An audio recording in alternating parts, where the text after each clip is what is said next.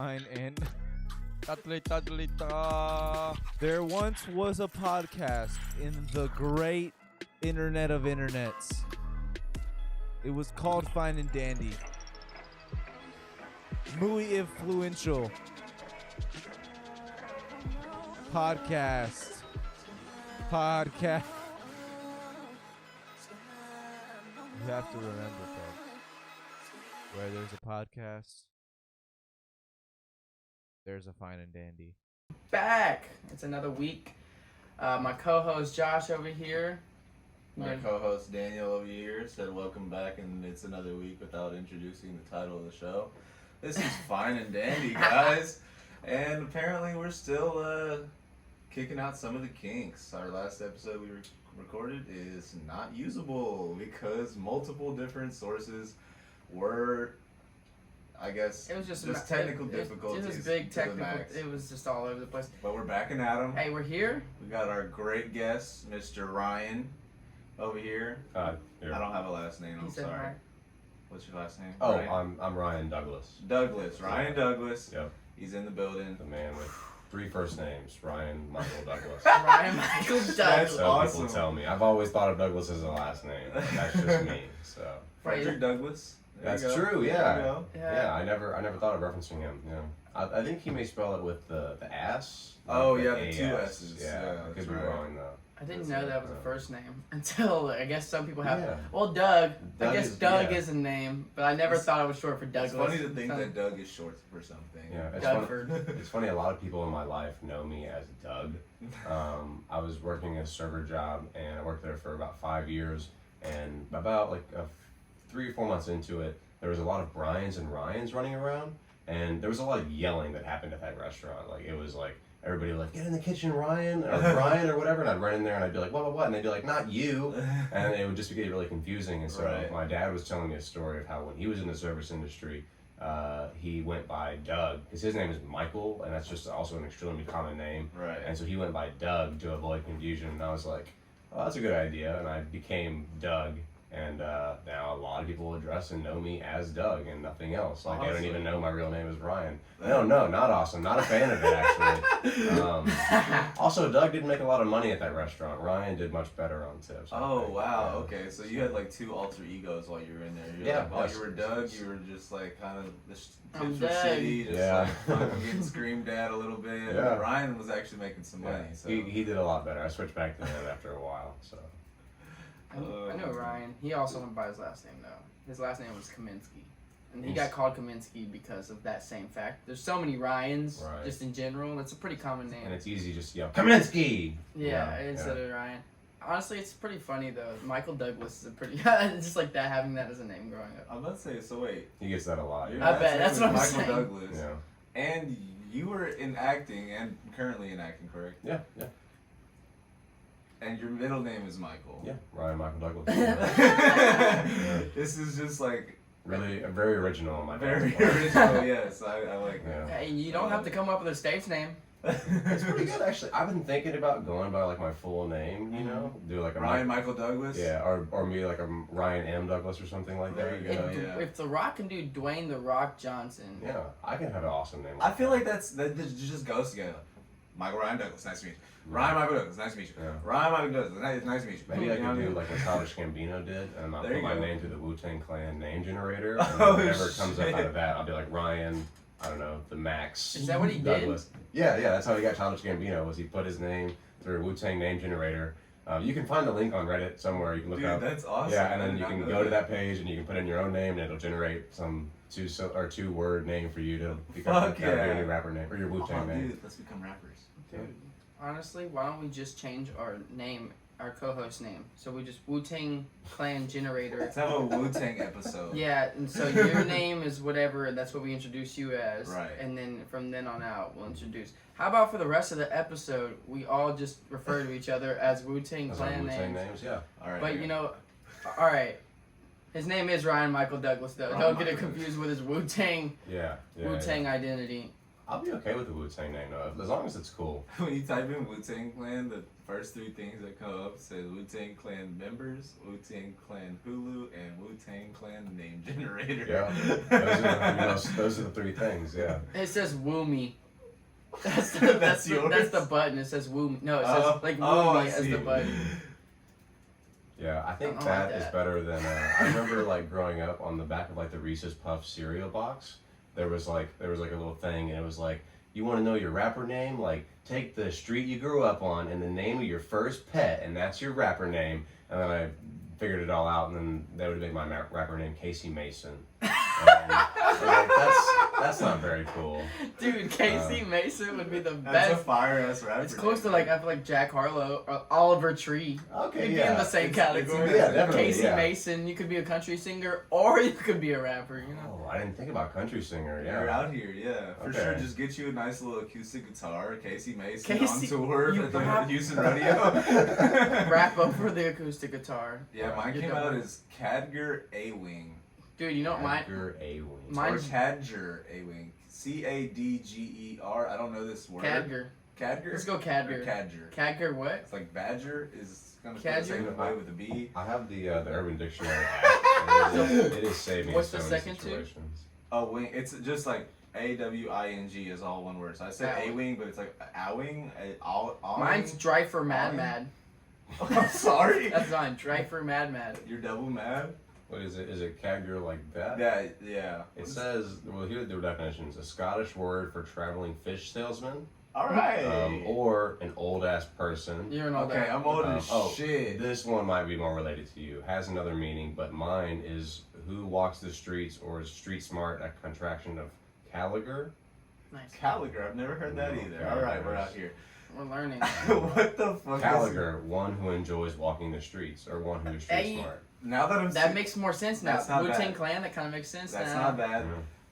But what I'm saying is like just with these random things that are coming out, how did Childish Gambino get something so like Tight. crisp? I feel like I've done that name generator before, and it came out shit. And I've tried on different days, and it's come out different. You know, I Okay, guess whatever yeah. it's feeling on the day.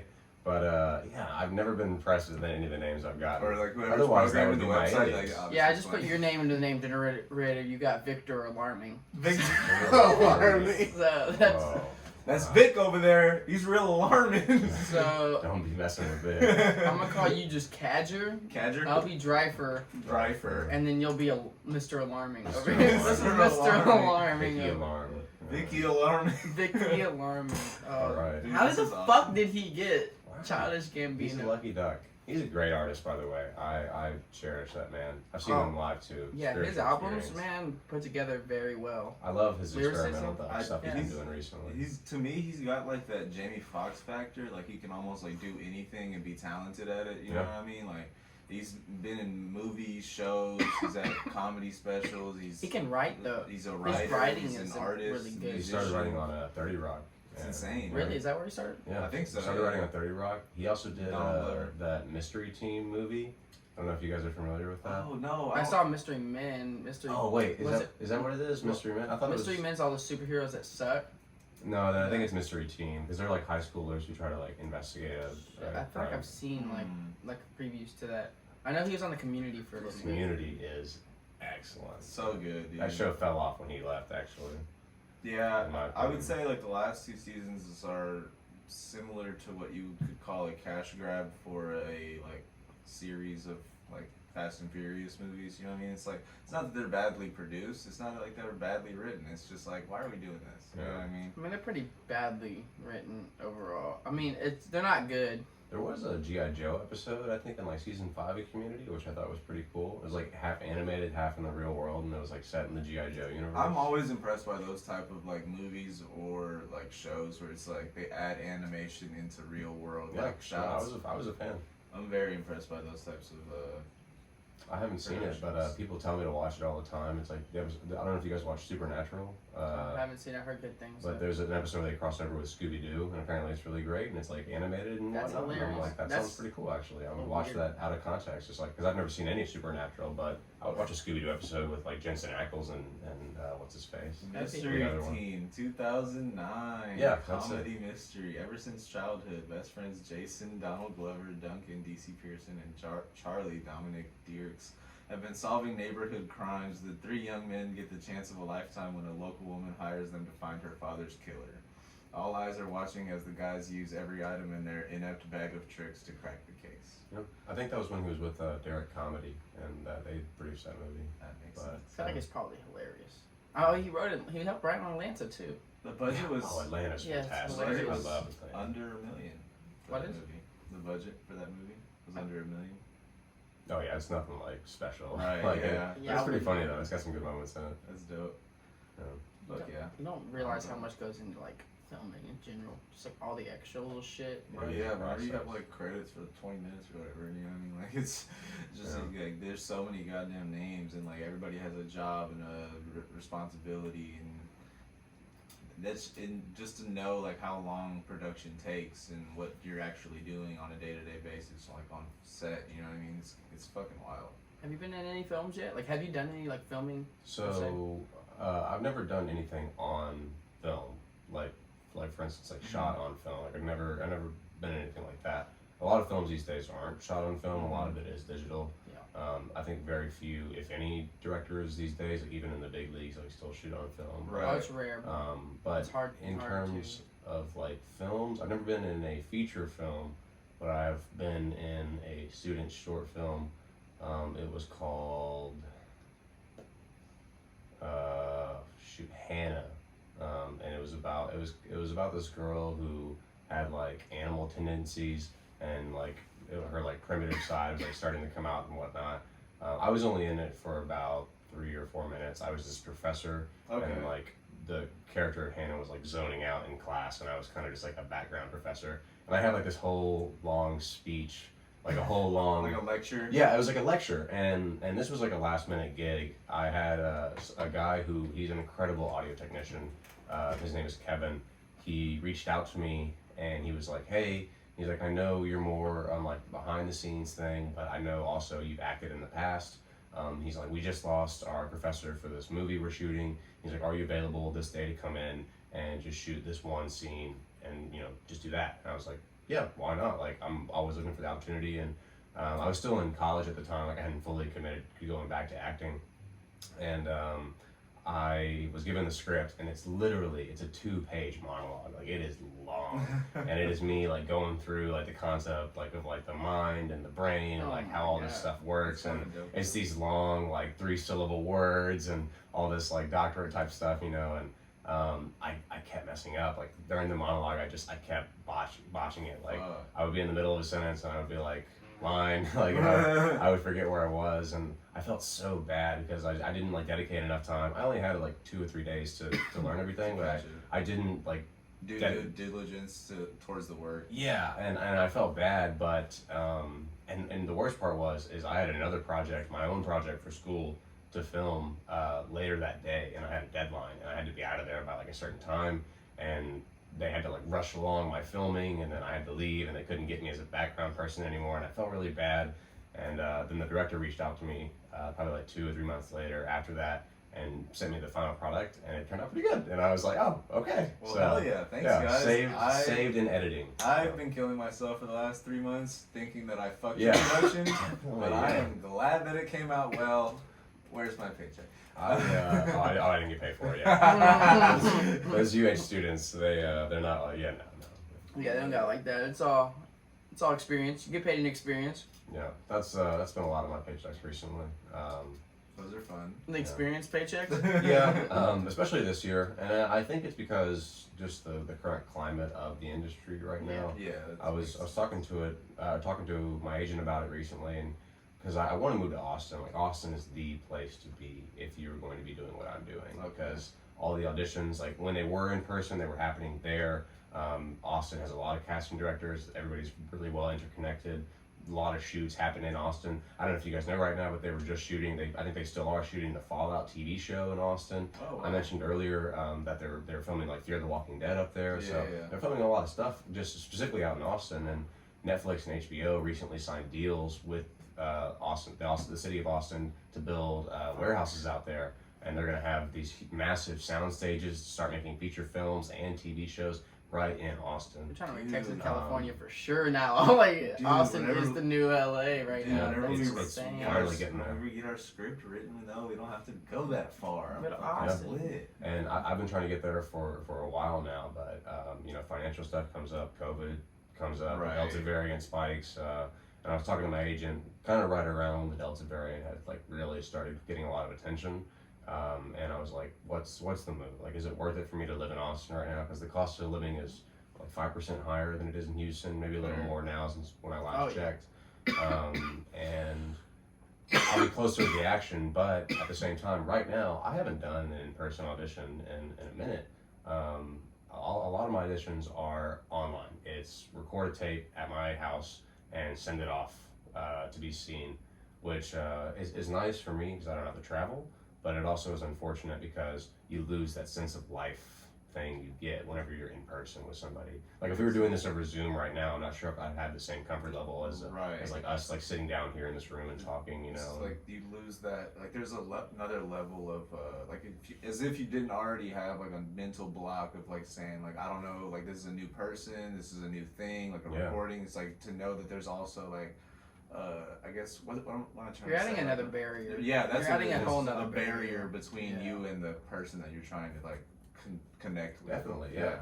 And what's really unfortunate is a lot of these auditions, they'll be like, give us a full body shot of yourself. And me, I'm 6'2", and so I'm shooting on my iPhone. Like I have this. I walked into Best Buy one day, and I was looking around for this thing, and a guy came up to me and he was like, "Can I help you, sir? Like, what do you need?" And I was like, "I'm looking for like a cell phone tripod that also has a light on it." And he's like, "Oh, you're gonna want to check our vlogging station." Oh my god! And I was like, "I'm not vlogging," but he took me over to where it was, and I found like this perfect like iPhone tripod. It has like this nice ring light on it. Oh yeah. And it's great. It's been great for my auditions.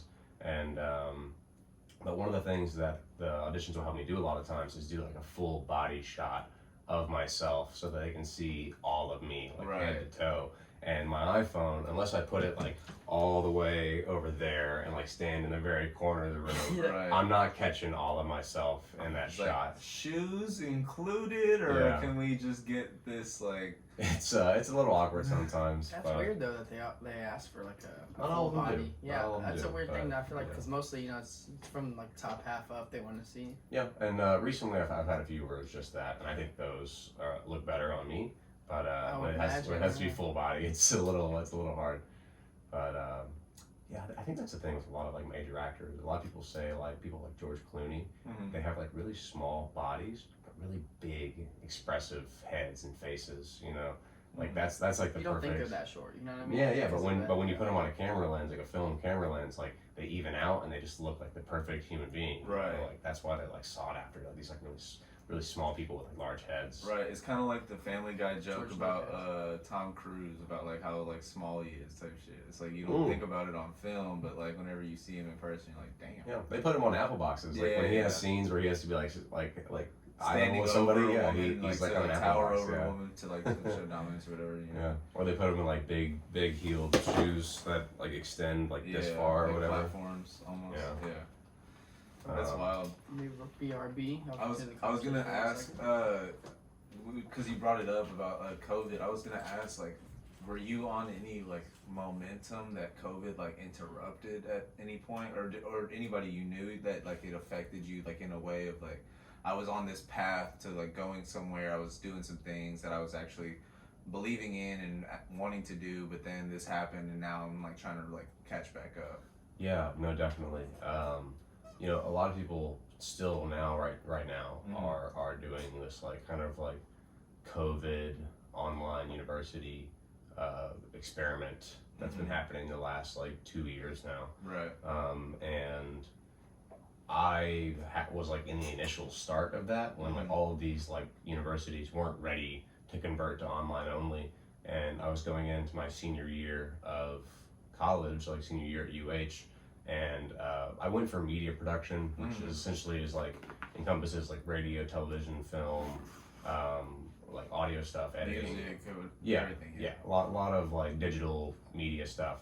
And my last semester, my senior year, was like supposed to be some of the most important, most like hands-on classes that I was supposed to take. And my second to last semester was interrupted. Like I was going to school that semester, like spring of 2020, and then spring break happened, and then I never went back to school.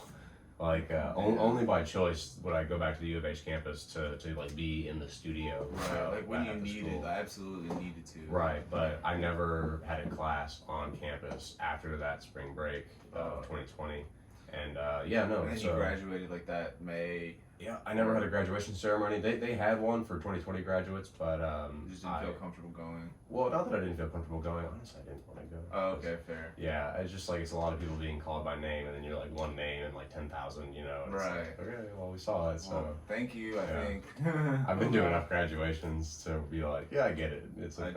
I'm kind of like it's kind of that bittersweet moment where that you're like almost glad you didn't have to go to your own graduation, but Yeah. also like fuck, like why did it have to be my graduation, Mine, yeah. motherfucker? I had a nice grad party though with all my family members, and Well, that's good. made up for it. So that was nice. But That's good. no, yeah. But the momentum that was interrupted was just my schooling ultimately. Like I missed out on a lot of those opportunities that would have happened that last semester, and I still was able to make some content. Like I did make a student short film with people in my class. I did several projects that last semester that I do and am fond of, but just missed a lot of like in-person opportunity with like hands-on stuff with my professor, learning about equipment and just getting more out of my education. Like and actually I was like paying more for online instruction. For whatever reason, online instruction is like more expensive than in-person live instruction. Right. I don't know. Yeah, no. Universities add like a whole like $100 or $1,000 onto that class because it's online instruction. Yeah, I don't. It's because they probably have to pay for some like fees on the side of like that's weird. whatever. But like, I don't get it. I don't get it either. It's probably not even like noticeable whenever you like look at the grand scheme of how much money they're making. Oh yeah, the college is so. But, Fuck, what was I gonna say? Shit. well, Oh no, I was gonna say is like it must be fucking like difficult for like students in today's world to be like knowing that they're paying for college and then sitting in online classes feeling as if they're just learning from a YouTube video. You know what I mean? It's like maybe this professor is being paid to do this, but like realistically, if I searched up this topic, like how many YouTube videos would come up? It's not like last 2 semesters dragged, and it was a lot of outsourcing for help. right. You know what I mean? Yeah, no, and it's so weird because it's like the universities have, I guess, this expectation that it's like it's okay because we're still holding lectures, but it's like, yeah, but are you actually teaching still? Because you're just like hoping students will hit this like level of interest on their laptop instead of like actually going and being able to be present in a classroom and form like study groups and talk to the professor one-on-one in their office hours and things like that. You're missing an entire aspect of your collegiate education, which is the community portion of it. Definitely, yeah. And like honestly, that's another thing that I was upset about was I missed networking opportunities. And one of my really great friends, he's attending U of H right now for law, and one of the things that he's mainly upset about is besides the fact that he's about to have to start driving to U of H every single day. Commuting, yeah. it's fun. Is that these like first few semesters at law school, like this is like a big time to be like networking with people, your peers, like getting to know people and like building partnerships and relationships with That's how these you people. build a name and, for yourself. yeah, and that's not only true for what he's doing, but what also I was doing, and what anybody could be doing at college is networking and getting to know people, because like it's all about who you know, and that opens doors. Like if I knew the right people right now, I'd probably be in a much better position than where I'm at, but I just haven't met them yet, or like I haven't been networking enough.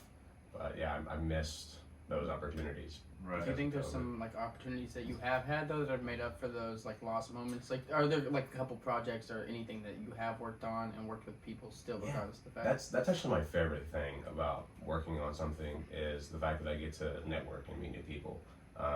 And lately I've been on a few sets. Recently I was on a Ray-Ban commercial, and I was just a background character. I wasn't a principal, but I met like 4 or 5 like really great actors who I really had a great time with that day. And I got all of their socials, and we've been communicating a little bit here and there, and they gave me a lot of really great advice on like kind of like how they land more auditions and how they land parts more and whatnot. And of course, all of them told me to get on Facebook.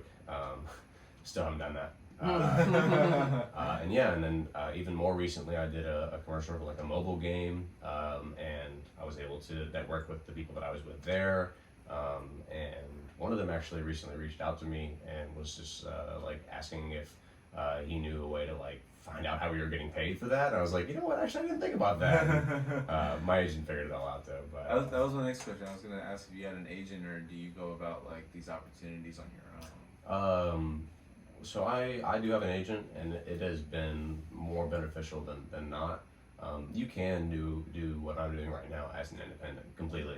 By having a Facebook, there's resources for actors to access and use to respond to casting calls, go to auditions, submit for auditions, that type of thing, that don't require an agent. But an agent kind of like filters things for you and can get you projects that maybe you wouldn't have seen through those resources otherwise. And also like they can connect you specifically with certain casting directors. Like Through their own networking. right, yeah. connections So and stuff if that. like, you know, for instance, like if my agent, like a casting director, happened to be talking about a project, and the casting director is like, oh, I'm looking for, you know, somebody like this and this and this, You never and then believe your it. casting I got a director, guy and then named the Ryan, right? yeah, and the agent's like, oh, I actually have a perfect guy for that, you know, and like that can be a way to get your foot in the door. So it's definitely more beneficial than it is harmful. But you don't necessarily need it. And I think early on, like right now, I don't necessarily need one, but it is helping for sure. So That's dope. Have you ever seen Master of None? yes, That season Dude, I I love love that that show. He just keeps getting these weird ass like commercial fucking parts, and he's just like, what the I fuck? still haven't seen the 3rd season. I haven't I either. haven't either, Yeah. but I just it made me think of that, just how he the whole time he's trying to be an actor, you know, but he's just like getting these commercials, and at first he's just getting these parts he doesn't want at all, and Yeah. he's just fighting for these bare minimal parts. Like, we only have room for one Indian in this commercial. I was like, what the fuck?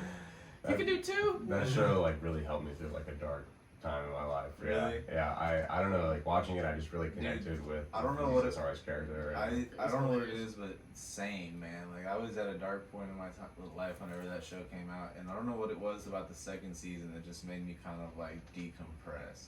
2nd season's like, it starts off with like a black and white episode, like Mhm. whenever he's in Italy. Oh yeah, and he's in Italy and. And it's just so like it seems like it's just made so like classically, you know what I Mhm. mean? It's just kind of like a therapy in an episode. I don't know what it was about it, but it was just helping me decompress what I was going through at that time for sure. Oh yeah. It's a little bit of comedic relief, I think, of going, you know, you're striving for something that you want to do, and you're not getting necessarily what you want. You're working your way, and you're getting like a little bit. You're getting thrown some bones, but it's not, you know what I mean. You're having to deal with all the other shit that's going on in your life too. You know Oh what I right, mean? definitely, yeah. No. I mean, you're still gonna have those moments that are like yes, but at the end of the day, I mean, we're all going through some bullshit. So it is those little moments that we take for granted too, though, like in our field. We've talked about it on the show before, but the movie Waiting with Ryan Reynolds and dude, that show is like one of the most relatable movies. That movie is one of the most relatable movies yeah. I've ever seen. It's Office dude. Space for servers. For yeah. sure, Yeah, absolutely. That is hilarious.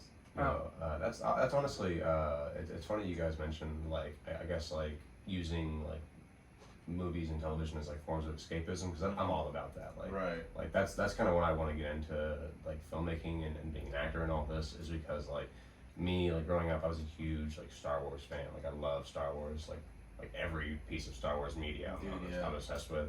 And George Lucas is just like a huge proponent of escapism and merchandising and toys and whatnot, but also escapism and a great business model. But that's neither here. Yeah, and it's like it's evident in the beginning of a Star Wars movie. You know, like it starts and it's like a long time ago in a galaxy far, far away, and it's like instantly like right there, you as an audience member are taken from that movie theater wherever you're at to a galaxy far, far away. You know, It's also like one of the only series that I can think of that has like little like prequels before each movie to like catch you up to like kind of like prepare you for what's about to happen. You Like know what I mean? the Hobbit, Lord of the Rings movies did that. Like those it's are very good. seldom they like go back in time and are like, this is what happened before all the crazy shit. This is what you need to know to understand what this first scene is about to cover. You know what I mean? Like, and then we'll take you from there. But like, in this time, in this place, and this is what's going on, and this is why, this is this, and good luck. Yeah. No, but I think escapism is really important because, like, you know, like you said, we are always dealing with, you know, whatever shit we have going on in our lives. And I think when you are watching something and you elicit an emotional response that like moves you in a sense, you know, like I think that's incredible. You know, like a piece of media, like a video, like was able to.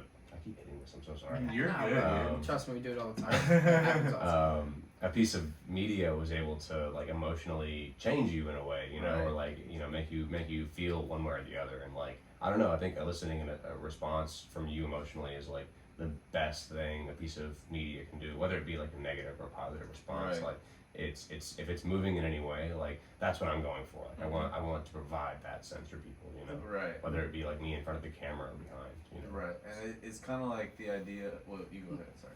No, it's fine. I was gonna say it's like the idea of like short films and things like that. It's just like you don't necessarily need like 2 hours or 1,000 people to put something together that will actually elicit a response out of somebody. You know what I mean? Whether that's good, bad, emotional, or not. That ability to do that is what matters. You know? All three of us right now, we can go film something on an iPhone that's potentially something that's, you know, on point with like a Steven Spielberg movie, you know, if we wanted to. You know? People are doing that now. Have you ever seen American Vandal on Netflix? Yes. It was filmed. You know that was filmed like majority of that movie was filmed on an iPhone.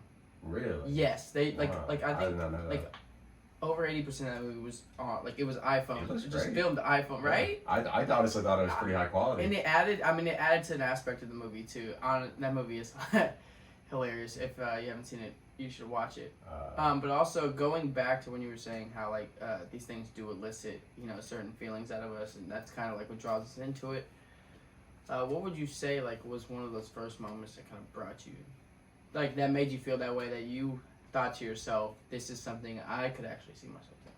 That kind of got you into wanting to go along this career path, because it's not an easy one, you know. It's gonna be a lot of ups and downs, and you're gonna get some moments where you're like, I got this part, but then there's gonna be moments where you're not getting those parts you want. And you it's like super inconsistent work too, you know. Yeah. Unless At you're like a first. household name, you know, and it's Which like it takes time. I mean, but the thing weird about acting is you also have like what people would consider. We've had this conversation too, but people you consider C-list actors, but they're in a lot of movies. They're just there. You know what I mean? They're just like supporting they're not roles. like Brad Pitt or but they're you know, great whatever. supporting roles that are constantly in movies. They're still getting parts because they are great supporting roles. They don't need to be They're there. probably making more money than all of us. so. Exactly.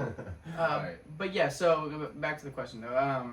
What do you think was that moment? Like, was it something you watched originally, or like a certain actor writing? Well, there was a period in my life where because I did child acting for a while, and I did a few commercials like principal and extra roles, and then I got to a point where I was like a preteen teenager. Like I didn't really look like a kid anymore, and I also didn't look like a teenager or an adult. I just looked like an awkward, chubby little kid. And I wasn't getting a lot of roles, and so I decided to stop doing professional acting for a while, and I just did high school theater. But in that time frame, I was like considering being a history teacher of all things, or like a history professor, because I really liked Indiana Jones. Right. And no, I honestly I think it was like this Star Wars documentary I watched one day, because like growing up I'd always been on Star Wars. I was a huge Star Wars fan. And then one day there was like this Star Wars documentary that was included with like this DVD box set that my parents owned. And when I watched it, it was just like, it was a lot of interviews with the cast and producers and George Lucas and just the fact that like, because I'm not sure if you guys are aware, but you know, like big Hollywood studios, you know, they try to control a lot of aspects of big Hollywood movies. Like they'll change entire story elements, they'll change titles, they'll request that you use certain actors and not other ones and whatnot, and they control a lot of aspects of your film. And George Lucas was just like a huge proponent of wanting, you know, his vision to make it to screen and not, you know, whatever studio was releasing his movie's vision, you know. And I don't know, just like that desire and like strive to want to make what you want to make and put that on screen and like not let anybody tell you any different from what your vision is and whatever your passion art is. I found that really inspiring, and I was like, yeah, actually, like, I want to, if I have a message, like, I want to communicate that through film. And I think, here on this planet, like, everybody wants to leave something behind, some kind of like legacy. And I think that like the visual medium of film, like, that is a I don't know, to me, that is a way that I feel like I can leave my mark behind. Right. It's kind of like the like there's old I don't know what cultures it came from, but like they said like the camera like would capture your soul almost, and they would say that like as a bad thing, but like what if it was true? Like it just captures like the essence of who you are. You know what I mean? So you'll be forever immortalized. You know what I mean? Like 100 years from now, there's possibility that everybody's still gonna know who Tom Cruise is. Correct. There's so much evidence of his existence here on this planet. Just to go back for one moment and to correct Daniel, American Vandal was mostly shot on a Red Dragon. Fuck you. On 6K. Oh. Yeah. And How much of it was on iPhone? 0. Are you Almost sure? 0. Even the scene in episode 6 where he puts an iPhone camera in his pocket was It's either shot that on movie. Okay, was it? Maybe I'm thinking of. camera Maybe I'm thinking of. with mirrorless cameras. What was the other thing that? Those are so cool, dude. Mirrorless cameras are fucking dope. There's some dope cameras out there. Dude, whenever you see some of the fucking crazy like lenses and cameras that there are, it's like, what the fuck, dude? Yeah. And, like when you talk about drones and shit, it's And like, they're why? so How are we expensive. able to get some of these shots? Whenever you see like Planet Earth and shit like that, like, all right, how'd you get that shot? Nope, you just got a butterfly coming out of its cocoon. How did you know when and where to get that shot? I need to know now. Those like sped up like videos Yeah. like that. I was like, just the amount of time that you'd have to like watch that one individual thing and like It's so the- ridiculous, dude. Yeah. Oh my gosh. I was You gonna. want another beer? Yeah, sure. I'll take one. Also, I was gonna say though, Pass it down. as well that one of those people that Thank you. I would say that it on camera it captured their soul. You know what I mean? Would be. I think a lot of people could agree. Honestly, my personal favorite actor for sure. A lot of great movies would be Robin Williams, 100%. Oh yeah. For sure. I would say Jim Carrey too. Jim Carrey, 100%. Just like capture the essence of who they were. You know what I mean? They left it all. Like it was like you could tell like pure just expression of whatever. They were feeling something deep down and they had to let that out. And I mean, their medium, of course, everyone has something different. Well, with art in general. Mhm. So and that was just you could feel that whenever you watched them. Yeah. Perform. It's funny you guys say both of those names because like both of those guys are like huge influences for me on Really? like being myself and like I don't know just like not like giving a fuck what people think type thing and just like I don't know being myself like to the absolute maximum. That's what those guys like kind of remind me to be like it's just like themselves. Right. And I've always seen, so like I haven't been a super like fan of Robin Williams' filmmaking because I haven't seen him in much more than like Flubber and some other like films. Oh, man. But I'm still missing out on like the what's the one with Matt Damon? Good It's, Will like, Hunting? Good Will Hunting. I Yeah. still haven't seen it. Good Will Hunting. I need to watch Classic. it. I need to Great. watch it. I know I need to watch Have you it. seen Dead Poet Society? I have not seen Dead Poets Society. The Oh, classics. Captain, my So that's what I'm saying. captain. So that's The what I'm saying. classics. Like I'm missing out on some of the big hits there. So like that's why I'm kind of uncultured in that fact. But Jim Carrey's had a very big like ever since I think the first movie I saw Jim Carrey in when I was a kid was The Mask. Oh. And like ever since then, anytime I ever saw him acting in anything else, I had to watch it. It was Yeah. just Honestly, necessary for me. confession, and people always judge me when I tell them this. I was afraid of The Mask when I was a kid. Really? Yeah, could not watch it. Was my it parents. the Tommy gun? It was just that makeup, like just that like green head Oh, skull okay. makeup, like and like my parents would mess with me, and they would it would be on TV or whatever, and they'd put it on TV, and then they'd call me down in the living room or whatever, and be like, "Hey Ryan, we want to show you something," and it'd be in the living room playing. Yeah, basically. And no, I couldn't get over his look, Yeah. and still haven't seen it to this day. I refuse at this point. So No, yeah, but yeah, dude, I definitely need to watch some of those Robin Williams films. Oh, dude, bro, for man, sure. What Dreams May Come it's long. Another really good movie with him in it. What's the one where he's the nanny? Oh, Mrs. Miss Doubtfire. Doubtfire. I've seen Mrs. Doubtfire. Doubtfire. I Another- saw Jumanji. Another great. Jumanji. Let's see what else we got. Honestly, RV from 2006. That was a good one. smacks. There's one. Aladdin. I saw. Oh, yeah, he's the Night at genie, yeah. Museum. Another number one Oh, dad yeah, is a number one dad's one that a lot of people haven't seen. Really good I though. haven't seen that. His son haven't kills seen himself, Oh, and shit. basically he writes his son because he's an English teacher, so he's really good at writing. So he writes his son's suicide note, but his son actually dies from like autoerotic asphyxiation. Oh. But he like puts it to where it's like he killed himself over Yeah, there because because it's a little like embarrassing. writes this like writes this like really detailed suicide Oh, note. shit. And then it ends up like blowing up, and people are like, Is "Oh, that I a missed comedy it." movie? Or? No, it's really sad. Oh, okay. Uh, Jeez. There's You another remember movie, the- Insomniac, I think, or remember- Insomniac. Oh yeah, Christopher Nolan. Yeah. Yeah, there was Yeah. 24-hour photo, which another one where he was like, both Yeah. of those are like really like, his role was like Do you remember villainous. What? Hook when he played? Dude, Peter Pan? great! Yeah. Great! Come on, Hook was amazing. That was He pretty played solid. Popeye in 1980. Yeah. That was like one of his first roles. Word, that's dope. He was Happy Feet.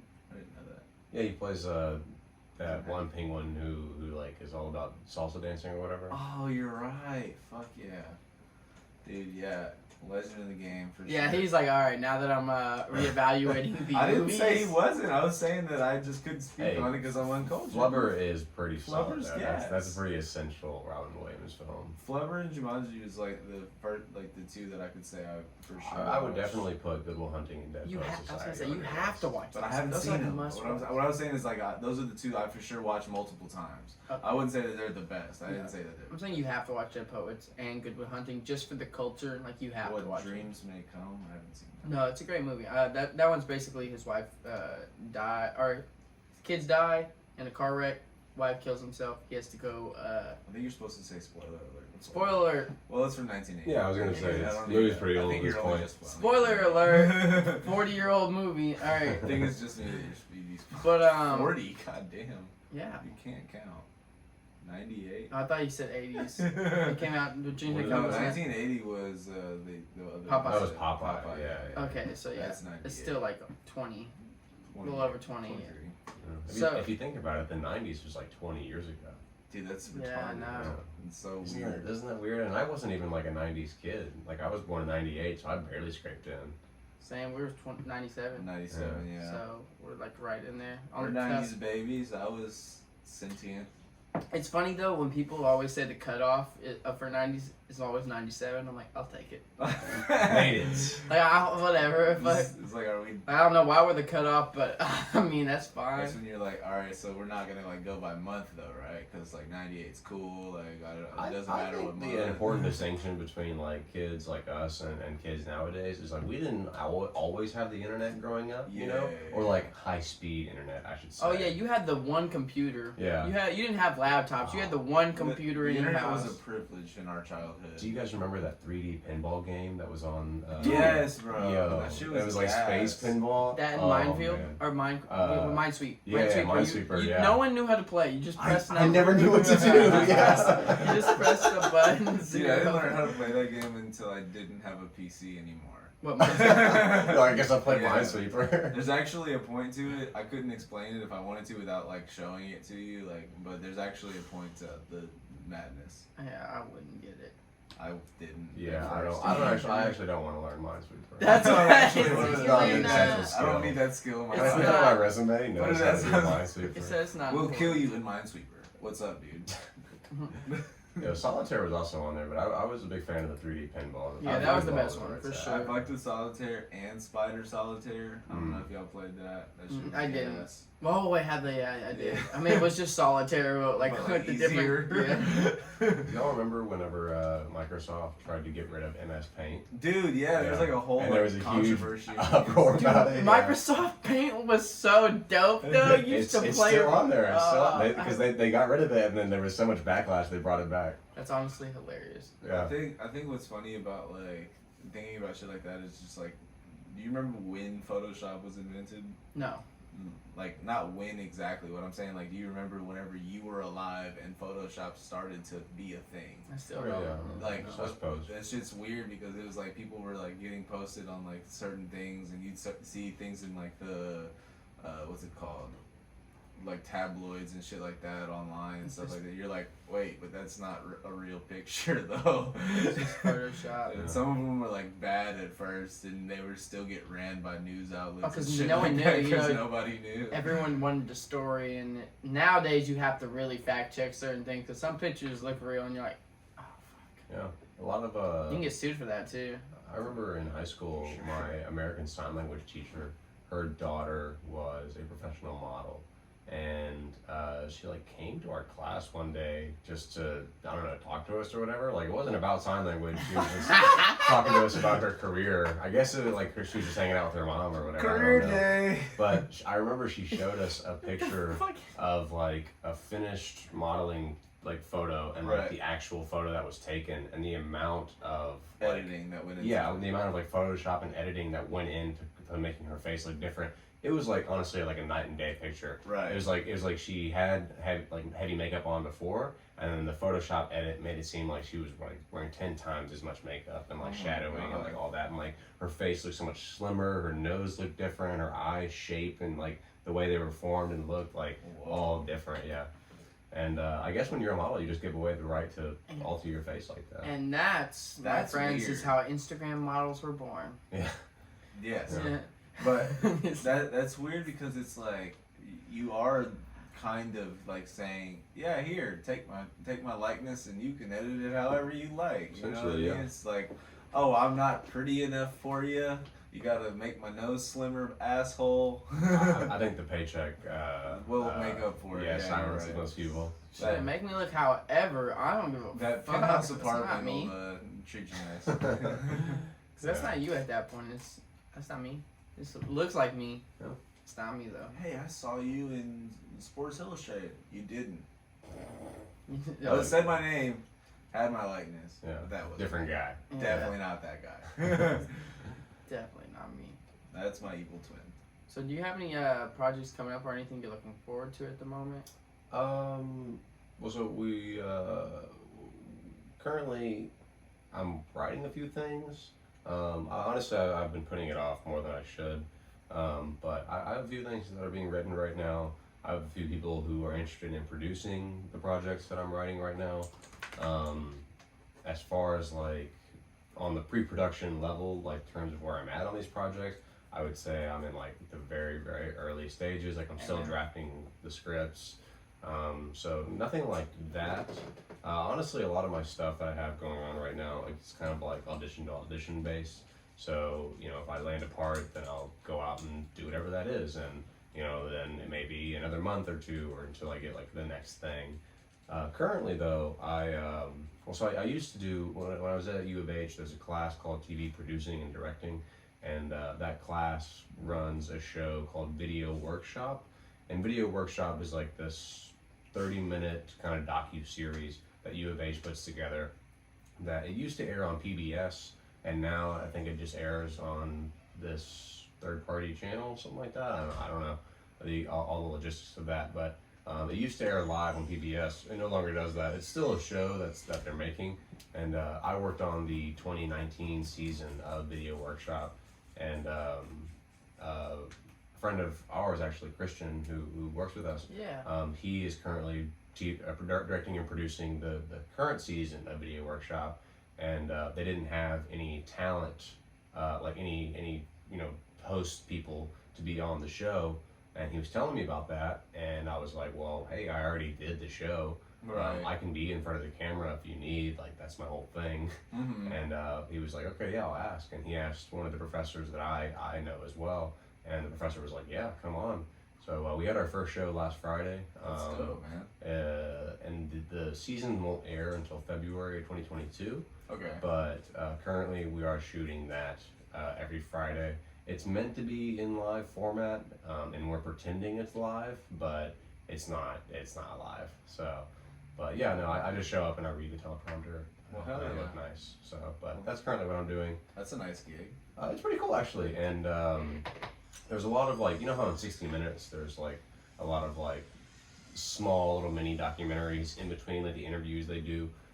Every now and again I'm going to be in one of those small little interview documentaries, and actually this past Friday after our first episode we had a painter come in, and he was a standby painter. He worked on True Romance. He worked on LA Confidential. He worked on The Lincoln Lawyer. He worked on Ed TV with Matthew McConaughey. He's worked on Heat with Val Kilmer and Al Pacino. Damn. He's worked on a lot of like major Hollywood films throughout the 90s and early 2000s. And I got to sit down with him on Friday and interview him for the show, which is, it was honestly a little surreal. And he kind of, That's crazy. yeah, he broke down what all he does, and like how he got into the industry, and all the films he's worked on, all the experiences he's had. And he was telling me that like being a standby painter, he's essentially this guy who whenever the cinematographer is like framing a shot, you know, like he'll be looking at everything, and then he'll be like, I don't like the lighting over there in that part of the room, can we fix it? And then if they can't flag off a light properly to make it look the way the DP wants, then they'll call in John, the standby painter who I interviewed, and he'll come in and he'll like do a whole like painting job on this particular part of the wall or of the set that makes it like, he'll bring the light stops down on it so that it fits perfectly with what the DP has in mind. And like that's something I would never even think to have on a set. And he was extremely knowledgeable. He actually gave me a really great piece of advice that a lot of people will tell you in the industry. But essentially you need like 3 things. And I think the 3 things he said was willing to work, determination, and it was like willing to learn, determination, and I think like never give up, essentially. I don't know. He was dropping. He was same thing as determination. he was dropping wisdom on me. Never give up. Show up to work and never give up. There was a lot going on. There was literally like a class started forming around us as the interview was happening, because he was there to actually teach painting techniques on sets. And you're interviewing, just like everyone starts showing up. Yeah, like, oh shit. I was slowly gaining an audience as everything was happening, and like to me, we were just having a conversation. And at one point, somebody like tapped my shoulder, and they were like, we had to stop the whole thing. Oh my god. But no, it was really insightful at the time. I honestly, it's all recorded, so eventually it'll make it into the interview what he said. But I can't recall exactly right now what he was saying. I definitely can't wait for that to come out. Yeah, I gotta be watch funny that. as fuck, because I want to see your face when the people start walking up. And Yeah, it's it's like, like- oh shit. Oh no, I didn't realize until afterwards. Like, I just heard like kind of clutter and clack happening behind me, like footsteps kind of, but I never even like saw like the whole crowd just like standing behind me waiting. You get up like, oh Yeah, that's shit. essentially what happened. Am I in the way? My bad, guys. I did not mean to take up your time. Yeah, no, he was super nice. Whoa. Yeah, I'll be doing that every Friday until like the end of November. But as far as like It's a cool little project to work on, though. yeah, no, definitely, and it's all about exposure right now. And you know, I'm working for free essentially, and it's I'm valuing my time at like. Well, actually, I have to pay for parking when I go. So far, I'm negative $40 into this whole experience through paying for parking. But That's fun. it's for exposure, so hopefully Hey, it'll it's all a benefit learning in the future. experience. We're all there right now. I mean, Yeah. we're definitely negative if we're talking about it in terms of how much we're making on this podcast. Oh yeah, we're making absolutely nothing. Yeah, we're definitely in the negatives on this, but it's all good. Have y'all invested in like an LLC or like We have not. anything like that? We're not, Yeah. and we would definitely love any advice on that notion to go I further. mean, you could just all you have to do for an LLC is basically apply for an LLC. I mean, Right. essentially, and just like that way you own the rights to your own business. Yeah, And well, then- I was gonna suggest it because like next time you like make a mic upgrades or like you decide to get new laptops You or can charge editing it something. software, yeah, you can write it off on your taxes. So That's true. and it's all just like it's all for entertainment purposes, you know. See, yeah, I- you're saying like it was basically just Yeah. like, oh shit, I don't know that. Well, fuck. Yeah, so back to what I said. We're gonna Hey, need some advice on that in the case. Yeah, no, well, Case and and point. I was gonna honestly, because I've been thinking about like starting one up, but like you need money to put into it. I think I remember Lowe's telling me that I don't know if it was just for the time being or through a certain like avenue, but there was it only costs like $150 to get an LLC. Yeah, it's not too expensive, but you do have to put some money into it. Yeah. Well, and if you're not turning a profit or if you're not able to write stuff off, I think you end up having to pay for it on your taxes. You know, so That makes sense. you want to be at a point I think where you're actually producing stuff and like not necessarily making money, but like I guess spending enough money to write it off, you know. Right. Yeah. So, but That's fair. That makes sense. I was gonna say, have you done any improv work at all? Like, have you gone and done any classes or like been around people like who are also? when I was younger, before because I did child acting for a while, and then I did high school theater. When I was child acting, I did have a few improv classes with like one-on-ones with my agent or different casting directors doing improvisational techniques. And then outside of that, like doing theater, of course, like improv is a huge part of that. Like we would do improv exercises before, you know, a show or just to get warmed up or for whatever. And I love improv personally. You guys know that show Whose Line Is It Anyways? Of course. Hilarious. And I love the fact that improv is like whatever somebody says, like that's what you're going with at the time, you know, like because it can turn in for one minute it's like, have you ever seen that Key and Peele sketch where it's like the acapella group and Peele is like the only black guy in the acapella group? It's like whoa, whoa, whoa. Yeah, Yeah, they keep trying to do like the. And yeah, well, they're like trying to juxtaposition, fight with each other or whatever. And there's that one scene where they're doing improv or whatever, and Peele steps in there and he's like, let me put my dick away or whatever. And like, I don't know, I just love how improv can just be anything. Yeah. No, yeah, this shit's funny as fuck. That scene was funny. I haven't like done like actually like sat down and like been like, okay, let's like do improv, you know. Right. I haven't done that in a while though. No, I love it. Are you guys like, did y'all ever do like theater or anything outside of I it? took a theater class in college, just as like a elective type thing. But He was in the AV.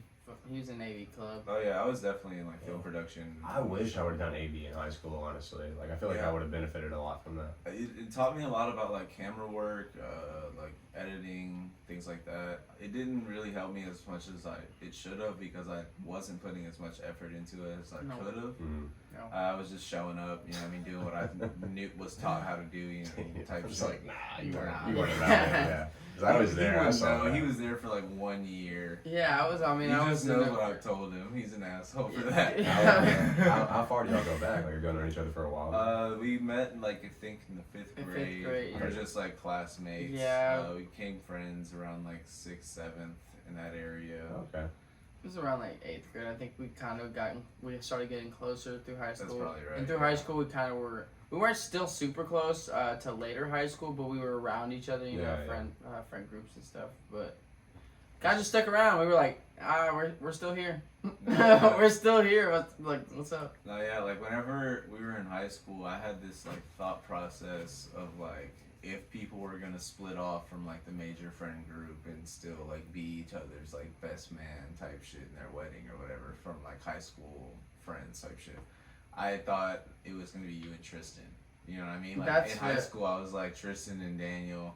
It was his old college roommate, and so that's who we're talking about. But like in high school, that's what I figured. You know what I mean? I was like the person I thought of was like it's gonna be me and Los, Roy and Milton, Chance and Isai, Corey and Cressa.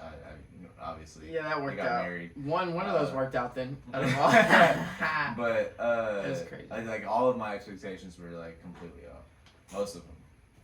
Yeah, and then But now, we've just done a lot of drugs together and we like each other. Oh, is that how that? Yeah. it was like any old story. You know the way it goes. Nah, That's the foundation for a great friendship, having done a lot of drugs Having together. done a lot of drugs together. Nah, it wasn't still just being alive to tell the tale. No, it wasn't. It wasn't really just that though. I mean, it did start off partying, but then I mean, through that we kind of got closer. It's just been a wild ride. A wild ride, everybody. That's special, man. There's one guy I talked to, like, we've known each other since 7th grade, and, like, still to this day, we talk to each other, and, like, I don't know, I feel like there's not a lot of people like that in a lot of people's lives, you know? Like, my mom has, my mom's just turned 50 a couple days ago, and she doesn't keep up with her as much, but, like, she has a friend from, like, 1st grade who, like, she still keeps up with, and it's, like, connections like that, man, that's special, you know. And really you don't just establish those with anybody. Yeah. They say like friends are the family you choose for yourself. Yeah, you know what I mean? no, definitely. So it's really special to be able to like have the compassion to like look outside of yourself and care for another, even Yeah. if that person isn't somebody you're required to care for, like a child. Do you or- guys feel like you care too much sometimes? Oh, Yeah. absolutely, Yeah. dude. Yeah. I'm my own worst enemy in that factor for Do you sure. feel like other people feel the same way, like towards you, like they care about you too much, or like I maybe, would- maybe you're the one who's caring too much? I hope so. I'd like to. I think- hope yeah. so. I can hope. I don't I'd know. like to think that, but I've been told by my parents one too many times that I'm doing too much in certain areas. Really? Like that. Your that own parents would tell you that? dude, it's maybe because they think I'm being taken advantage of, which It's to be possible fair. sometimes, yeah. to be fair is not the furthest on the truth. I guess like they would tell you that because they're looking out Right. for you. What I'm saying is like I'll still in that moment be defensive, like nah, like they wouldn't do that to me. Come on now, like I do it out of love. Like I'm doing this because I wanted to do it. Like why would you tell me to stop? Like I feel like what you're saying. Like you're my parent. Why would you tell me to stop being a good person? Like Right. you're being a good friend. It's like nah. What you're doing is you're being taken advantage of. Somebody understands your kindness and they're taking it as a weakness, and that's cool. You can continue doing that, but as long as you understand what you're doing. Yeah. You know what I mean? And like that's what it is realistically. It's just like looking out for your kid. But like from my perspective, it's like I'm tearing myself. I'm like 50, like half of me is like, nah, you don't know what you're talking about. Like that's my boy, or like, but the other half's like, damn, like I have been picking up some slack. Like maybe I have been doing a little too much. Yeah, You know what I mean? definitely.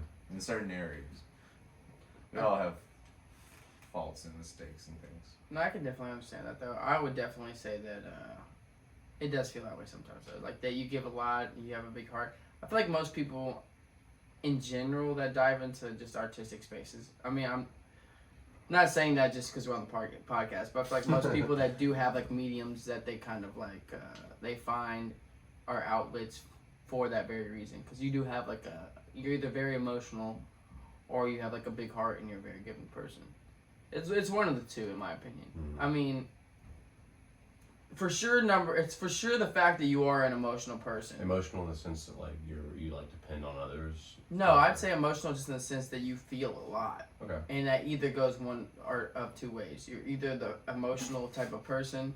Sorry, that wasn't funny. Okay, yeah, Go alright, for it. nice. You're either the type of emotional in the way that like you care a lot and you want to be there for people, or you're the type of emotional that holds that in and you're a little bit insecure, so you kind of like push people away, maybe a little bit angrier or like a little bit more sensitive. So I think in a way, yes, like people who do have mediums and express themselves artistically, we tend to be more emotional people, just in general. Probably so, yeah. And definitely. that's why we find things to express ourselves, because we have so much to express. I Right. mean, Yeah. some of the best artists are people that that is their form of expression. So it's like what we talked about earlier, Robin Williams, Jim Carrey.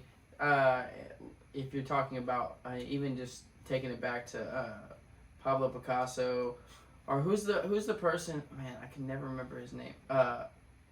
He does like the elephants, the really creepy, thin, like dark, twisted paintings. Do you know his name? Yeah, it's Bend Over.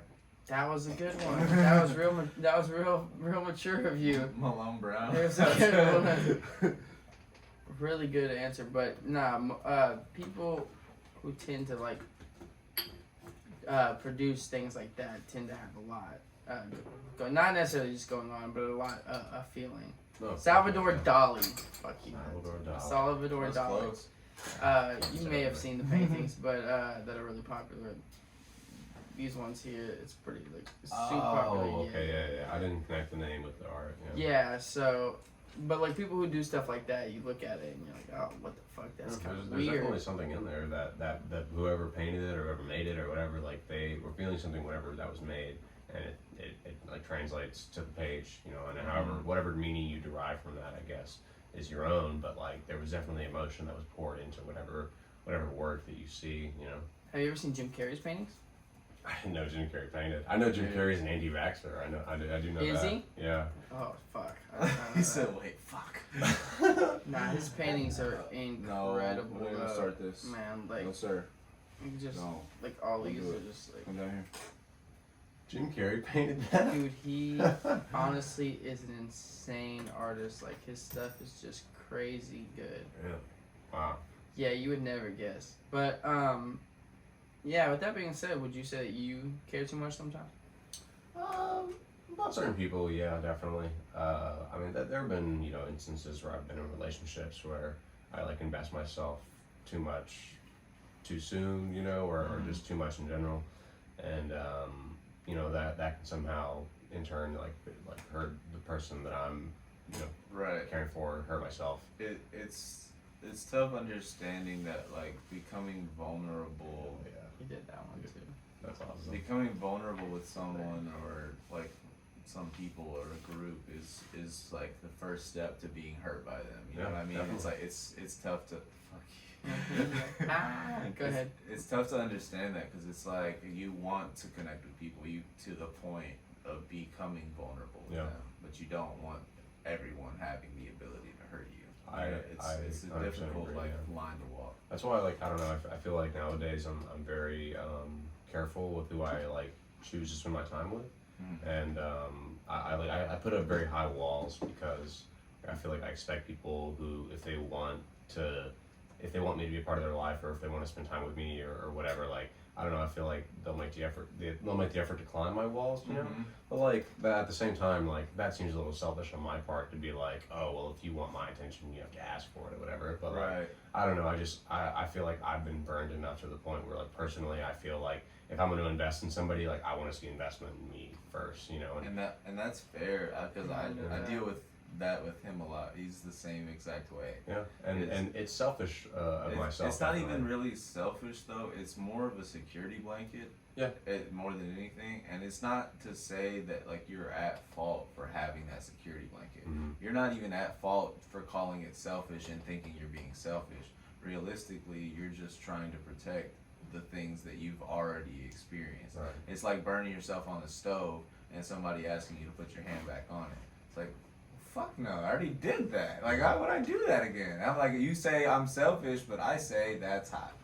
So, realistically, it comes down to that point. It's like, people can't have expectations of Yeah. you. You know what I mean? If they That's honestly my favorite thing. Is if having they are no gonna- expectations. if they are gonna love you, then they will climb your walls. You know what I mean? And you're not expecting them to climb the walls, but that's what's necessary for Yeah. you. You know what I mean? Yeah, and I mean that's just I guess we're the point where I'm at right now, and I could be different in 10 years, who knows? But Absolutely. I try to keep a very business professional relationship with most people that I meet nowadays, and if that develops into something further, that's something that time will have to tell, I think. But Right. no, yeah, I don't know. I am more closed off than I used to be. I feel like I used to care a lot more and devote myself a lot more to others. But recently, I have been selfish. I've been trying to devote all my attention and my time to bettering myself and getting achieving my goals. Right. Which like I said, it is selfish, but at the same time, if I want to get where I want to get, I feel like I have to make not necessarily cutthroat moves, but I have to make moves that maybe don't necessarily benefit everybody, I guess. But that's just something that I hope people will understand. And See, for me, when you talk about maybe in a couple years you might feel differently. For me, that's exactly how I've recently been feeling. Because for the longest time I've been so resistant and hesitant to give any energy towards the idea of a horoscope or what's it called, a astrological sign. Sorry, you know what I mean? do you never believe in that stuff? No. Yeah. Well, Do you, Daniel? Daniel does. I'm in between. It's we debate this a lot too. So- I think there's a science to it to a degree, but I also think there's a fabrication to it in order to kind of fit certain agendas and certain. So I've been extremely views. resistant to it, but lately, in the last 6 to 8 months, I've been really resonating with the idea of, because I'm a Gemini, so I've been Okay. just really kind of finding different tropes that kind of do really resonate with me and not necessarily define me, but describe me in ways that I've thought about myself. Not necessarily how I think other people perceive me, but how I've perceived who I am or who I've been at least. And so I've understood different levels of being what a Gemini means and stuff like that. And it's really interesting because I really felt on both sides of the line. in a lot of different situations. I've really felt like on both sides of the fence instead of sitting on the fence, understanding both sides. I'm on both sides, split in two, if that makes sense. Strangely enough, like that's how I've been feeling about like almost every situation, and like even if you talk about the vaccines, it's like I'm seeing both sides of this like comment. It's like whenever you talk about like the numbers on this or the numbers on that, it's like, all right, I don't need to really like hear all these numbers because we're hearing already that some of these numbers are fabricated from other countries and things like that. It's like, all right, so we can't trust the data. Fuck yeah, awesome. Can we trust the science? Maybe. Like that's what it becomes. It's like, because for me, it's like I see both sides where people are saying the vaccines are necessary. We need to like help your fellow man out, help your like do what your part. You know what I mean, to try to like eradicate this virus as best as we can, or at least gain control over it. I also see the side of the people saying like, yo, my mom died from the vaccine. What's up? Yeah. You know what I mean? It's like there's like so many different like levels to just one conversation. It's hard not to see both sides for me. Personally, that's something like Daniel, you mentioned to me the other day whenever he was talking about the podcast, and how you guys explore like the gray area, right? And that gray area, I mean, there's a lot of like, because you can arguably think of a response to anything, you know, any like comment somebody makes. Like if somebody's like, I think abortion should be illegal in Texas, and it's like, well, I think women who get raped and start pregnancies from these rapes should have the option to remove that child, you know, and it's like. And it's like, you can go back and forth on that all day. And it's like there's an exception to every rule. Right. No matter what the rule is, whether it's made with good intentions or not, there's an exception to make that rule seem like it shouldn't exist. Yeah. And that's just like which will incite like change eventually if there's enough uproar on one side or the other. Like. Right. And that's kind of what we're dealing with today with like the outrage culture and stuff like that. It's just like we're pushing so much energy into these like one-sided like events almost, that there is no discussion over the gray area, and that's. Are you talking about like people who get canceled? Yeah, well, maybe, but they don't always get canceled, but in general, just uproar. Well, just people the thing about the cancel culture is kind of funny because it's been like kind of moving to different topics. Like it started like with the Me Too movement, and then it went into like politics and stuff like that. Did you vote for Trump? Oh fuck, you're canceled, dog. You know what I mean? Like shit, just like easy shit. Like it was just going into, and like it's gotten now to a point where you can type the wrong letters in the wrong order and it make a word that Twitter's algorithm doesn't like, and now you're banned for life. You know what I mean? And that exists too. So like realistically, like what I'm talking about isn't just like cancel culture. It's just like the culture that like social media has brought upon us, you know what I mean, that we've been dealing with outside of ourselves. It's just more so like we all have this like community that's online with people we probably don't even really know that well, but it drives like social change. I don't get it. Yeah, that's such a Gemini thing to say. Thanks, dude. I'm sorry, I had to roll it back. Waiting for that. I was waiting for it, bro, because they started off just, you're on that. Yeah, I just been diving into astrology, and then, it just says I want... Not diving into astrology necessarily, just noticing things about my astrological sign. And just, like, reading into it more, I realized that, like, cancel culture really is that's not what you said, but I was just waiting for you to finish so I could say that, honestly. Such a Gemini. And with that being said, that's why I'm a Gemini. Finally, they close it right there. It's such an Aries thing to say. And with that being said, that's how I figured out I was a Gemini the entire time. Yep. I'm proud of you. In a way, I've always known. Kind of felt it. It was a thing. Yeah, exactly.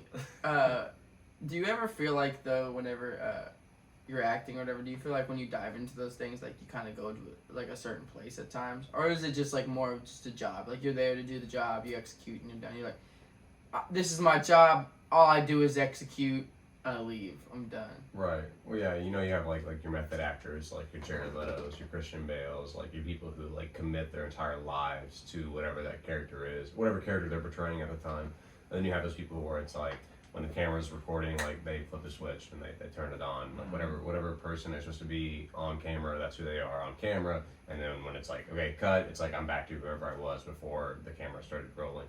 And I'm definitely more of that mind, more like, okay, like I can get into it whenever the director calls action, but like I'm not gonna, like for instance, one of the most recent things I did was I was a World War II soldier for a mobile game commercial, and like I wasn't the entire time being like yes sir, yes sir, like I wasn't like running around being like Right. you know doing all that nonsense and doing all Like the military boot camp type jargon. shit, Yeah. Like you know when the cameras are on, of course like I'm in it, like you know I'm gonna fake shoot my gun or I'm gonna you know fake you know duck my head if there's a grenade or whatever, but I'm not gonna you know fully you know commit to that role even when the camera cuts. So yeah, I would definitely say that for me it's more of like so far I haven't had like a lot of character actor experiences outside of theater, and in theater I definitely feel like I did a lot more like quote unquote acting, but so far in my professional career I've done more of just like I look the part so I'm in it, you know. So there hasn't been like a lot of like acting per se recently. It's been more of like my image is being used.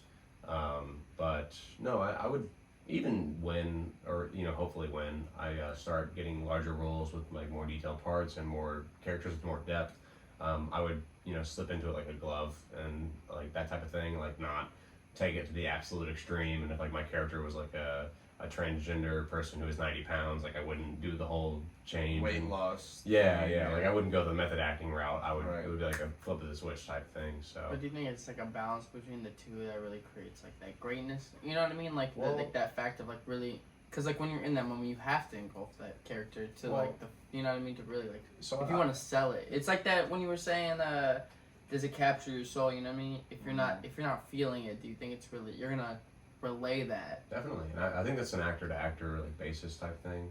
And well, you know, it's funny you consider like so Christian Bale, you know, like he used to do like major weight loss things for his roles. Like I remember for The Machinist in 2005 or 2004 or something like that, he was like 100 pounds or whatever. And then the next year in 2005, he did Batman Begins, and he put on like 80 pounds, Right. in like a year span. Of And muscle. yeah, type and shit. and up to that point, he had never won an Oscar. And I don't think the Oscars are very important. It's all a popularity contest. Yeah. Right. And sure, they draw attention to notable films that have released that year, and I definitely am more inclined to watch certain films if they receive Oscar attention. So I'll give them that, but I don't think the award means anything. Right. But Gary Oldman, you know, back in I think like 2017, 2018, he won for playing Winston Churchill in the movie called The Darkest Hour. Right. And My he mom didn't told me to watch that movie. he didn't put on any weight. He didn't do anything special. I mean, besides like special effects, like he wore like a fat suit. He had like you know kind of like chin kind of makeup happening to make him look like he was an overweight like Winston Churchill. Right. And he won the Oscar for that. And Christian Bale was like, "Wait, so you don't have to put on weight or take off weight to win Oscars? Like you what?" don't Like- have to commit that hard. yeah, That's yeah. not. That's a can- thing. It can be tough too. I mean, Heath Ledger, he committed to the Joker, Dark Knight, and Yeah. it led to his insanity. Well, that- so to speak, is what they. I mean, with, His doctor overprescribed certain pills, but it was because of his mental state at the time. yeah, supposedly, and then something diving like into that. that character just made it worse. Yeah. It didn't help it at all. So I mean, it could not help. But then, I mean, you have the instance right where, like Jared Leto, for instance, like he becomes essentially a transgender woman for Dallas Buyers Club in 2014 or whatever, I did not know and that. and he wins the Oscar, you know, for best supporting. I did not know that. That's insane. He didn't do the full operation, but he played a transgender woman. I would in hope not. that Just movie. for that is a next level. Like I'm dedicated to my character, and you can't go back. I don't It's know. Maybe Jaredina now. Jarita. what would be the woman's name for Jared? I don't know. I don't think there is a woman's name for Jared. Yeah. Honestly, Maybe like it become like Jaden or something like that. I don't know.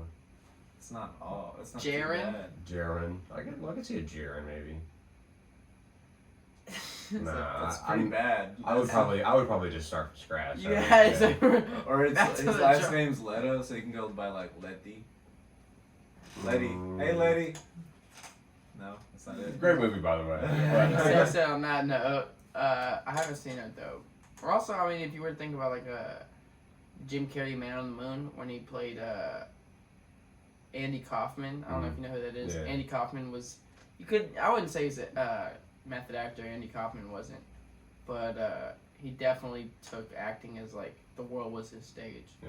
Which at every moment it was a moment to be a comedian. But Jim Carrey took that role too serious and Yeah. thought he was Andy Kaufman. Yeah, like Andy Kaufman was apparently like an asshole to people all the time, so Jim Carrey was an asshole to people all the time when he was filming. It wasn't Yeah. that he was an asshole. He just was always playing a joke on which I mean, yeah, it can be taken as you are. And an if asshole. you hear it enough, like it's Yeah, you're like, all right, bro. Like everything doesn't have to be a joke. Like you're in a serious moment, and then you just It's like like, the 77th. ha, jokes on you. It's the 77th day of shooting, and you get the same joke from him as being rude. Like, all right, asshole, No, I mean he went on TV take and the wig off. he pretended to be. Oh, you talking about Jim Carrey? Yeah. Like, all right, you're not Andy Kaufman. We fucking get It's it. over. No, but he like to Andy Kaufman's parents was like, no, I'm Andy Kaufman. Oh, that's right. Yeah, Andy Kaufman was dead. Shit. He's like, no, that's me, I'm Andy. and like hugged him.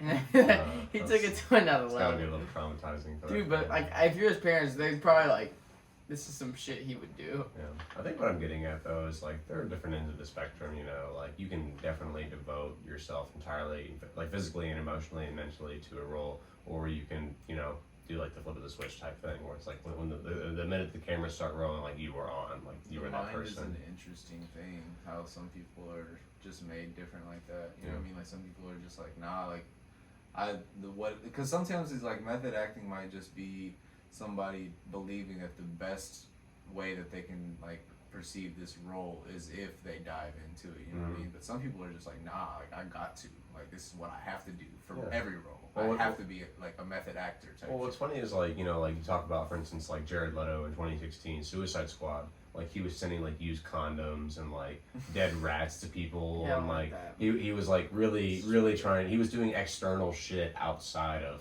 what he was filming in the movie because he was a method actor, Joker, or whatever. And it's like, He texted his agent. He's like, "Hey, what's the most like foul shit I can do that's not really that illegal?" yeah. You know, what's funny is like he confirmed that he did that at one point, and then like a couple of years later, he went back and he was like, "Nah, I never sent used condoms to people." Like, Oh like, my god. okay. Like, yeah, all right, dude. I Uh-huh. do that. That wasn't me. There was a Have kids, guys. one of my favorite podcasts recently. There was a story about how there was these two females who live in Canada, and when they were filming Suicide Squad 2016, Jared Leto must have been like staying wherever they were filming in Canada for the time being, and this person who listens to this podcast I listen to, she wrote in. And back in 2016, when they were filming that movie, her and her friend were like leaving a shift, like they were both nurses or whatever, and they were leaving a shift and like walking back home together, and they heard like like on the streets or whatever, and like around the corner on a bike came Jared Leto, and he like had like bleached green hair, and like he was wearing glasses and riding his bike, and he was just practicing his Joker laugh, like in the middle of the streets, like scaring people at night, like running around like doing that. What the? So Yeah, that's next.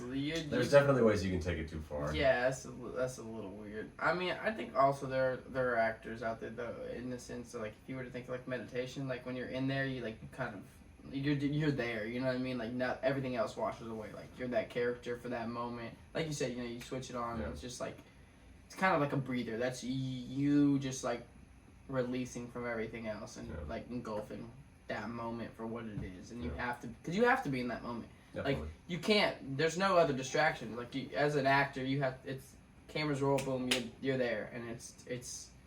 You have to be whatever is going on in that moment. Did you guys watch The Walking Dead, the live action show? Like the I regular Walking Dead show? Yeah, I did not. I watched a good portion of it. I can't say I watched all of it. I fell off around season 3. It's not been great, but Andrew Lincoln, the guy who plays Rick in that show, Yeah. I was watching the behind the scenes thing, and everybody was talking about him, and he's traditionally like a British actor, but he's playing a sheriff in Atlanta, and so when he is on set, like from the moment that he walks on set, he has Rick Grimes. But as soon as the director calls rap, he instantly goes hello, like he's back to like British mode, like instantly. So like That's wild. there's like that level of the spectrum where it's like you show up on the day and you're Rick Grimes, and then as soon as it's over, it's like, oh, okay, I'm back to Andrew Lincoln or whatever. Right. But it's like Jared Leto, for instance, like he is like when he's playing the Joker, like he is the Joker for however many months that he is playing the Joker, you know. So no, I'm definitely more if when I think whenever I start landing bigger roles, I'm gonna be more of the switch type guy instead of the method guy. Like what do you What role would you prefer then? Like, if like, what would you look for? Like, as of right now, I mean, you of course you know you're getting these smaller roles. Like, what would you look forward to right now? Like, what kind of role would you want to like just grab right now? You like anything like commercials, or is there something like right now that you would? So I think commercial work is pretty consistent, especially if you start to gain recognition as an actor who is known for selling things. Like not on the level of like Billy Mays, for instance, like not like infomercial level, but like if level. you're a face where somebody can watch an ad of you and be like, you know, I would buy that thing that person's wearing or using or whatever, then like once you gain that recognition, commercials can become pretty consistent work, or so I've heard. I haven't established too much on my resume as of right now, but no, me personally, I would love, like, commercial work is fine. I would love to like land a feature film or a television show. A television show actually is probably the most consistent work you can get in the industry. Because like films, it's like once the film happens from start to finish, like once it's wrapped, like It's like contract work.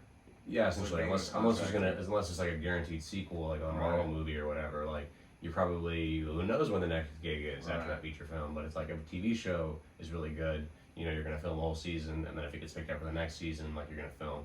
And it's just that's more consistent work. But honestly, at this point, I would kind of just take anything. Like Yeah. I'm not partial to doing commercials, Except porn. TV. Hey, you never know. So I haven't. He said, "Hey, you I never haven't, know, I dude." haven't rolled it out yet. Hit my guy up. So- Ryan's definitely down. His Yeah. OnlyFans coming soon, everybody. No, Ryan Michael does. you said you were in the process of writing a couple things though. What's the concept of that? Like, what's the idea? One thing that I'm currently writing, me and a collaborator, we're working on something. So like my elevator pitch for it is, it's like Of Mice and Men meets High Maintenance, which I'm not sure if you guys are familiar, but High Maintenance is this show on HBO, and it's about this weed dealer, and he's the main character, but he's never in the show. Like for instance, like an episode will start and it'll be about a random person who lives in New York, and then he'll show up, he'll deal them weed, and then he'll leave, and then the rest of the episode will just be about this person's life as it unfolds, and their experiences with marijuana. And maybe he'll show up again, maybe he'll be in the episode later on or whatever, but the guy, he's actually never named, he's just the guy. He just shows up for like a few minutes in each episode, and each episode is about a specific person, like a life in New York. It's great. It's an anthology series. Yeah. Oh, nice. It tells a overarching story. Like the guy, the dealer himself, like he builds relationships with people, and like he has reoccurring characters in the show. But each episode is about just like a random New Yorker and their life, and like that's the whole thing. So then he meets one of them, and then they're just really stupid. So he takes them out back and shoots them. Nothing is violent. No. No, Of But, Mice and Men meets. Well, actually, yeah. So You're dumb, Lenny. I gotta murder you now. So my series, it's aiming to be like high maintenance in the sense that each episode is going to be about an individual, and there are going to be main characters in the background of each of these episodes that are telling another story that doesn't relate, or it kind of relates to the main story of that. You're trying to basically get like the idea of you're following these characters to get different perspectives. You're doing all these different perspectives, but it all ties into the same storyline. Yes, exactly, yeah. And then the other thing I'm working on, my uncle wrote a science fiction screenplay like 20 or 30 odd years ago, and he's interested in like producing it. And at my graduation party, he like wrote me a letter basically saying like he was interested in like making this happen with me at the helm. So currently he sent over the script, and we're actually in the script editing process at the moment. Have you read it? Yeah. It's it's a bit dated. It kind of reminds me, like I've read a lot of like old like Marvel comics from like the 60s and 70s. And it's a bit like that. It's a bit like it's a lot of expository dialogue. Like it's like, oh, I need this thing to do this thing because this thing does this thing and this that and that, and which is it's fine. Like it's definitely good for me as someone who's never read the screenplay to kind of gather information. But in the very wise words of one of my film professor at U of H, more is less when it comes to dialogue. So yeah. More is less, or less is more. Both. Same thing. Less is more. Yeah, that's what I meant. Like less dialogue is more. Yeah, no, less is more. I was thinking like more dialogue is Okay, I was confused. That's all. I was just That's my mistake. No, I was just Correction making to sure. all- I was clarifying correction to for all my the sake. listeners. Less is more, in the sense that like less dialogue can potentially emote, like can have more emotion than like a long drawn out Right. narrative or no long drawn out monologue or something, you know. So, but yeah, it needs to be cut and edited a bit. But yeah, those are currently the only things I'm like writing, and one of the things has already been written. I'm just gonna edit it. So, yeah, but the ball is like not really rolling on those at the moment. It really is up to me to kind of get the ball rolling on that. Yeah, so you got a lot of projects that you're kind of working on, so to speak, like you have in the bag, but it's just more so like getting them pushed forward. Yeah. Which we can relate on big time. You got a lot of I'm sure ideas most, there. artists can, yeah. We've got a lot of ideas that we would love to know how to produce. It's just getting that ball rolling and Dude, starting. if we could meet like an animator, we could get some shit popping off. Cause like we were really like impressed with a lot of different Break animation this here real styles. quick. Continue. God damn, dude. We're really like interested in a lot of different animation styles, and we've had some ideas. Like we've had an idea of our own about like an anthology series about like serving necessarily, but instead of like going into like how you said like his customers like vibes type shit, like and seeing what's going on in each person's lives perspective wise, it would be more so like there's like a restaurant, like kind of like waiting style, but like you go into each episode like the perspective of a different position at the restaurant. You know what I mean? Like so, like you would have recurring characters in every episode. So say the first episode's about like their perspective from the dishwasher. You know what I mean? Right. Or to kind of be like. You would see characters that the other episodes are about come to the dish pit eventually. You know what I mean? And then in those people's perspective episodes, he would show up again. Would it as be a like character, a like a mockumentary, like The Office, or would it be more? That's what we have in mind, like kind of writing jokes to make sure it's like still like Which funny I want to and do it interesting. animated. But we've talked about either doing it live action or animated. I think if we did animated, you could add in a lot more like emphasis, like steam coming out of people's ears and things like that. And it definitely would be easier for location because like, finding a restaurant that's gonna let you shoot all of that is gonna be difficult. So yeah, so like if we could find a really dope animator that would like actually be down to like work with us on like the script and things like that.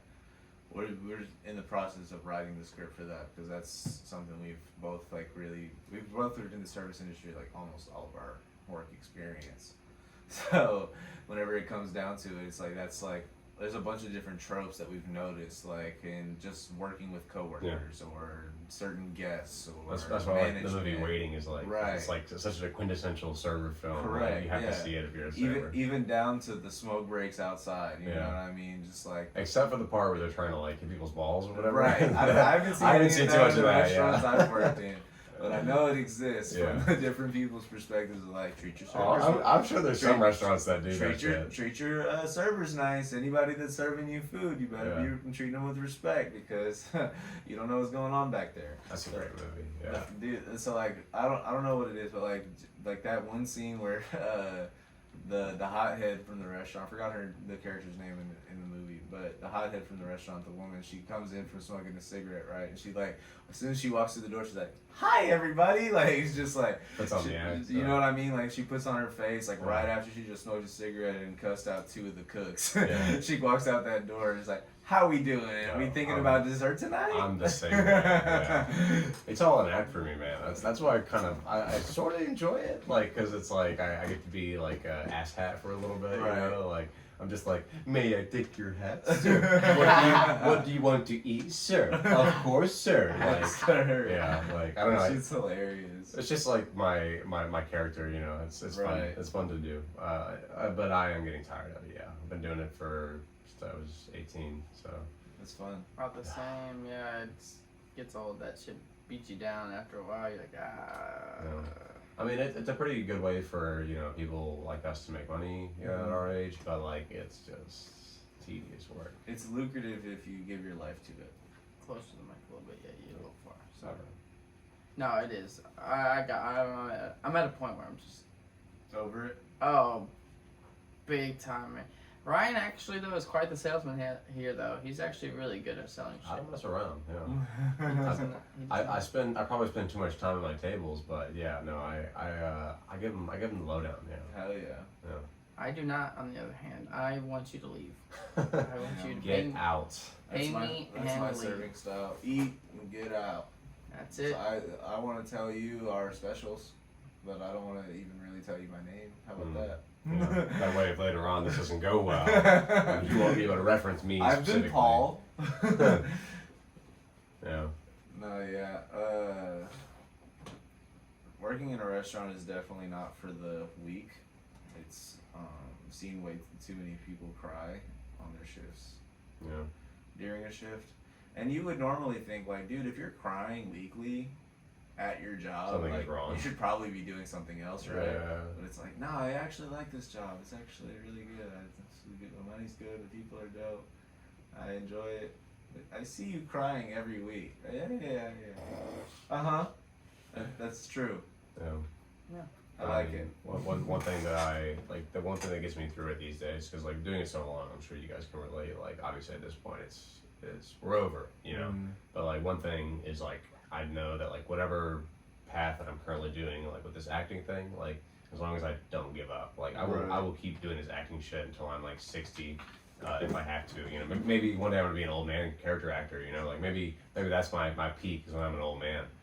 Who knows? But I'm just like, you know, you talk to so many people who work in the industry right now, and all of them will tell you like, do not give up. Right. Like if you keep working at it, like you can have anything you want, you just have to want it enough. You know? Right.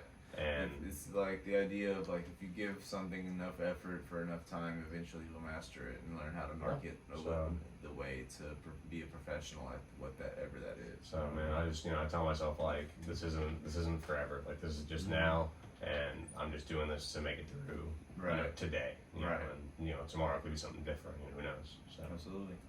Yeah, I think it's a perfect note to wrap it up. Yeah. I want to thank you, Ryan. Thank y'all. Mr. What was it? Amazing. Ryan Michael Douglas. Victor Amazing. Victor Amazing. Yeah, we appreciate you for coming on, man. Pretty good. It's I might change my my Discord name to that, or maybe my Steam name. There it is. Victor Amazing or something. Amazing. Yeah, we'll see. It's been Victor Amazing. Yeah.